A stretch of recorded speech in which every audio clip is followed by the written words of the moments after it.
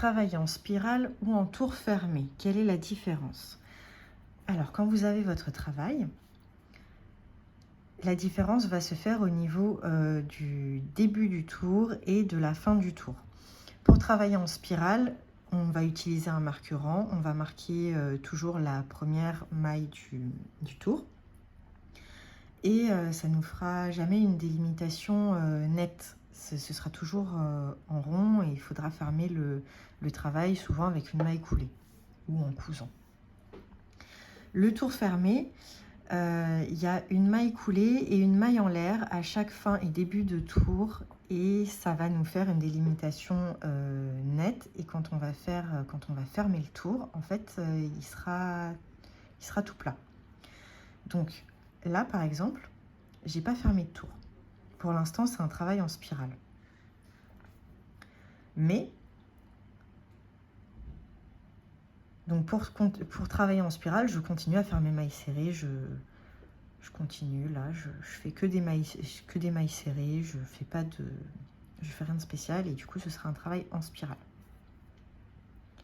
Pour faire un tour fermé, je pique dans la première maille du tour précédent et je fais une maille coulée pour fermer mon tour. Et donc là, tout est au même niveau. Et pour commencer le tour suivant, je fais une maille en l'air. Et je commence en repiquant toujours dans la première maille du tour précédent. Et là, je vais faire mon tour normalement. Et donc, on voit bien que ça nous fait une petite démarcation. J'ai ma maille coulée, ma maille en l'air.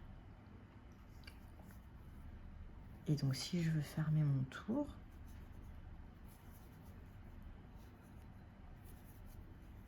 je le fais très simplement juste pour l'exemple.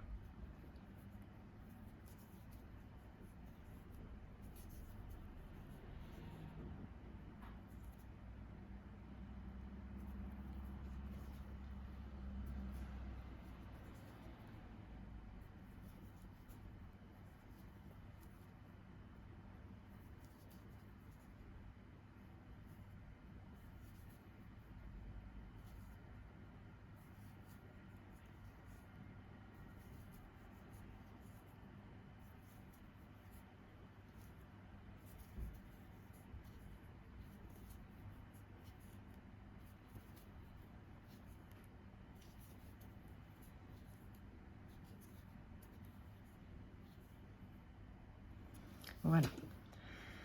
Là, j'ai ma maille coulée et ma maille en l'air. Donc, pour fermer mon tour, je ne prends pas en compte ces deux mailles-là.